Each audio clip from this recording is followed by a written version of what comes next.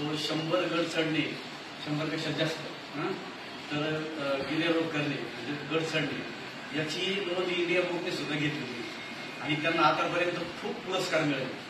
आणि आपल्या ऑफिसच्या वतीनं, आपल्या शिक्षण विभागाच्या वतीनं, आपल्या अकोला तालुक्याच्या वतीनं त्यांचा पुरस्कार खूप मिळाले, परंतु आपल्याकडून सत्कार काय झाले.